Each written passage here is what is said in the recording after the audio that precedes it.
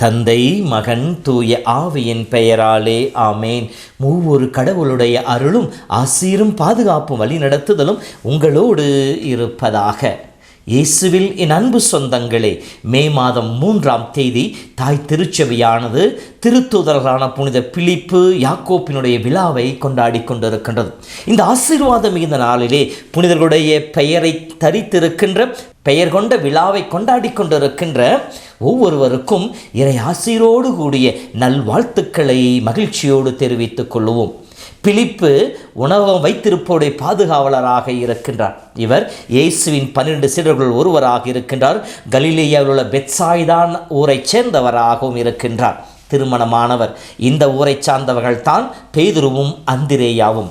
இவருக்கே உரித்தான தனிச்சிறப்பு என்னவென்றால் இயேசுடைய தனிப்பட்ட அழைப்பை நேரடியாக பெற்றவராக இருக்கின்றார். மற்ற திருத்தூதர்களை பார்க்கின்ற பொழுது அந்திரேயா திருமுழுக்கு யோவானுடைய சீடராக இருந்தவர். அவரால் சுட்டி காட்டப்பட்டு இயேசுவின் சீடராக மாற்றப்படுகின்றார். பேதுரு தன்னுடைய சகோதரன் அந்திரேயா வழியாக இயேசுவின் சீடத்துவத்திலே பங்கெடுக்கின்றார். அதைத் தொடர்ந்துதான் யோவானும் யாக்கோப்பும் இயேசுவின் சீடர்களாக அழைக்கப்படுகின்றார்கள். இத்தகைய சிறப்பு பெற்ற பிலிப்புவை பற்றி ஒப்புமை நற்செய்திகள் அவ்வளவா கூறவில்லை. இயேசுவினுடைய சீடர்கள் பட்டியலை தவிர வேறெங்கும் காணப்படுவதில்லை. ஆனால் யோவான் நற்செய்தியை பார்க்கின்ற பொழுது 4 இடங்களிலே பிலிப்பை பற்றி குறிப்பிடப்பட்டிருக்கின்றது. இந்த 4 இடங்களும் பிலிப்பு என்பவர் யார், எத்தகைய குணநலன்களை கொண்டவராக இருந்தார் என்பதை வெளிப்படுத்தி காட்டுவதாக அமைந்திருக்கின்றது. ஒன்றன் பின் ஒன்றாக பார்க்கின்ற பொழுது முதலாவதாக யோவான் நற்செய்தி 1:43-48 வரை இருக்கின்ற பகுதியில் பிலிப்பினுடைய அழைப்பு, அவருடைய நற்செய்தி பணி, அவருடைய குணம் வெளிப்படுகின்றது. இயேசு அழைத்த உடனேயே அவரை பின்பற்றுபவராக இருக்கின்றார். அனைத்தையும் விட்டுவிட்டு இயேசுவை பின்தொடர்கின்றார். இப்படி பின்தொடர்ந்தவர் இயேசுவை அனுபவித்து அந்த அனுபவத்தை உடனே தன்னை நற்செய்தி வழியாக மாற்றுகின்றார். யாம் பெற்ற இன்பம் பெருகிய வையகம் என்பதை போல தான் அனுபவித்த இயேசுவை தன்னை நெருங்கிய நண்பராகிய நத்தானியேலுக்கு எடுத்துச் சொல்லி அவரையும் இயேசுவின் அருகிலே கொண்டு வருகின்றார். இப்படி நத்தானியேலுக்கு விளக்கம் சொல்லுகின்ற பொழுது பல ஏற்பாடுகளிலும் மோசேயின் சட்டங்களிலும் சொல்லப்பட்ட மெஸ்ஸியாவை நான் கண்டேன் என்று சொல்லுகின்ற பொழுது, நாசரேத்திலிருந்து நல்லது எதுவும் வரக்கூடும் என்று சொல்லி நத்தானியேல் சொல்லுகின்ற பொழுது இவர் அமைதியாக வந்து பார் என்று சொல்லி அவரை இயேசுவின் அருகிலே அழைத்து வருகின்றார். இயேசுவின் சீடத்துவத்தில் அவரை பங்கெடுக்கச் செய்கின்றார். இரண்டாவதாக யோவான் புத்தகம் 6:1-7 வரை இருக்கின்ற வசனங்களிலே இயேசு தன்னை தேடி வந்த மக்களுக்கு நற்செய்தியை போதித்துக் கொண்டிருக்கின்றார். போதனத்தின் மத்தியிலே அவர்கள் சோர்வுற்றிருப்பதை கண்ட இயேசு அவர்களுக்கு உணவு கொடுக்க ஆசைப்படுகின்றார். அப்பொழுது தான் செய்யப்போதை அறிந்திருந்த அவர் பிலிப்புவை பார்த்து கேட்கின்றார், இவர்களுக்கு எவ்வாறு உணவு கொடுப்பது என்று சொல்லி. இங்கே பிலிப்பினுடைய பதிலிலிருந்து அவருடைய மனநிலை மிக தெளிவாக வெளிப்படுகின்றது. 200 தெனாரியத்திற்கு அப்பம் வாங்கினாலும் ஆளுக்கு ஒரு சிறு துண்டு கூட கிடைக்காதே என்பதன் வழியாக இவர் யதார்த்தமாக யோசிப்பவராக இருக்கின்றார், அறிவுபூர்வமாக சிந்திப்பவராக இருக்கின்றார், மனிதநேயம் கொண்டவராக இருக்கின்றார்.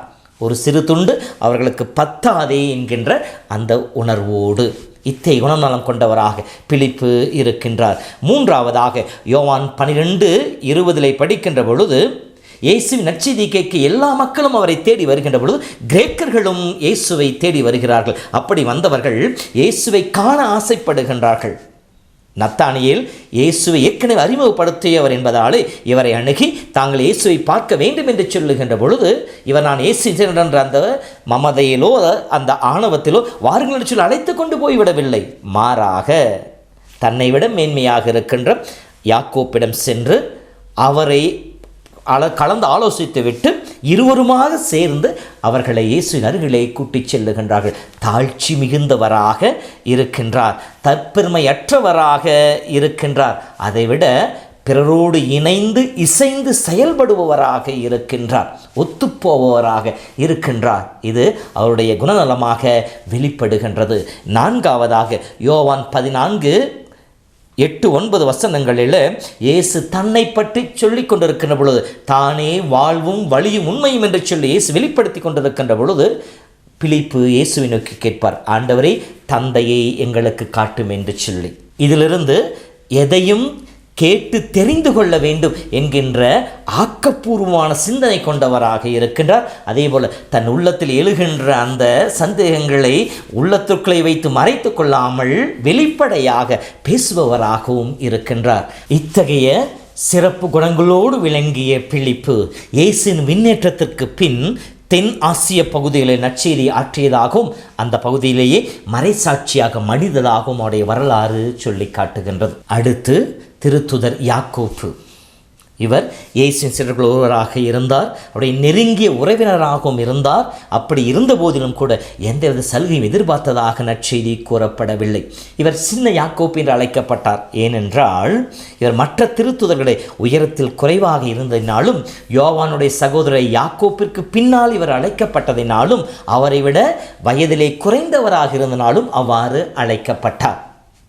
இவர்தான் எருசலேம் திருச்சபையினுடைய முதல் ஆயராக நியமிக்கப்பட்டவர். வரலாற்று ஆசிரியர் யோசேபியூஸ் இவரை பற்றி குறிப்பிடுகின்ற பொழுது யாக்கோப்பு நீதிமான் என்று சொல்லி குறிப்பிடுகின்றார். இவருடைய காலத்திலே தான் சிறப்பு மிக்க எருசலேம் திருச்சங்கம் கூட்டப்பட்டது. திருத்தூதர்கள், திருத்தொண்டர்கள், மூப்பர்கள் அனைவரையும் ஒன்று கூட்டி திருமுழுக்கு பெறுபவர்கள் விருத்தசனம் செய்து கொள்ள வேண்டுமா வேண்டாமா என்கின்ற ஒரு புரட்சிகரமான முடிவை எடுப்பதற்கு காரணமாக இருந்தவர். அதோடு கூட அதை வழிநடத்தி, விருத்தசனம் என்பது அவ்வளவு முக்கியமல்ல, ஆனால் வாழ்க்கையில் மாற்றம் தேவை என்று சொல்லி வெளிப்படையாக யதார்த்தமாக பேசியவராக இருக்கின்றார். இவர்தான் திருமுகத்தை எழுதினார். இந்த திருமுகம் 5 அதிகாரங்களை கொண்டதாக இருக்கின்றது. கிறிஸ்துவ வாழ்வின் அடிப்படை தேவைகளையும் இன்றியமையாத கருத்துக்களையும் சொல்லிக் கொடுப்பதாக இருக்கின்றது. உண்மையான கிறிஸ்துவனாக இருக்கின்றவர்கள் நம்பிக்கையும் நற்செயல்களையும் இணைந்து ஒத்துப்போகின்றவர்களாக இருக்க வேண்டும் என்பதையும் நாவடக்கத்தை பற்றியும் மிக சிறப்பாக எடுத்து கூறியிருக்கின்றார். இத்தகைய சிறப்பு மிக்க புனிதர்களுடைய விழாவை கொண்டாடுகின்ற நாளிலே நாமும் இறை அழைத்தலை பெற்றிருக்கின்றோம். இயேசுவை அருட்சன் வழியாக கொண்டாடி கொண்டிருக்கின்றோம். அழைக்கப்பட்ட நாம், அனுபவித்து கொண்டிருக்கிற நாம் அந்த இயேசுவை துணிவோடு அறிவிப்போம். இயேசுவுக்கு சான்று பகர்வோம். நம்முடைய வாழ்விலே இறைவன் நமக்கு கொடுத்திருக்கிற நல்ல குணங்களை முழுமையாக வெளிப்படுத்தி இறைவனை மகிமைப்படுத்துவோம். அன்பின் தெய்வமே, புனித பிலிப்பு யாக்கோப்பின் வழியாக என் அன்பு சகோதரர்கள் ஒவ்வொருவரையும் உம்முடைய பரிசுத்தமான திருக்கரங்களில் ஒப்புக் கொடுக்கின்றேன்.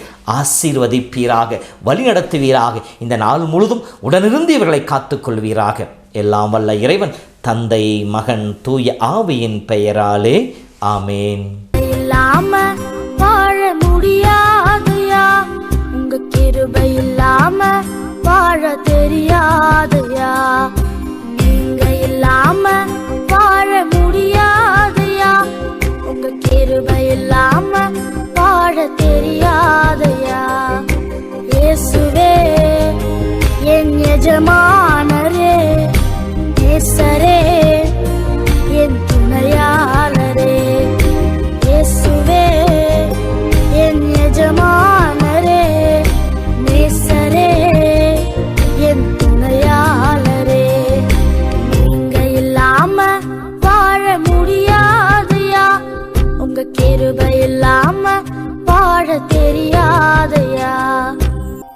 காலையிலே கிருபையும் மாலையிலே மகிமையும் தருகின்ற நல்ல தெய்வமே. காலையிலே கிருபையும் மாலையிலே மகிமையும் தருகின்ற நல்ல தெய்வமே. தாய் மறந்தாலும் மறப்பதில்லையே, தந்தை வெறுத்தாலும் வெறுப்பதில்லையே. தாய் மறந்தாலும் மறப்பதில்லையே, தந்தை வெறுத்தாலும் வெறுப்பதில்லையே. நன்றி சொல்லி துதிப்பாடி மனதார தொழுகிறோம். நீங்க இல்லாம வாழ முடியாதுயா, உங்க கிருபை இல்லாம வாழ தெரியாதுயா.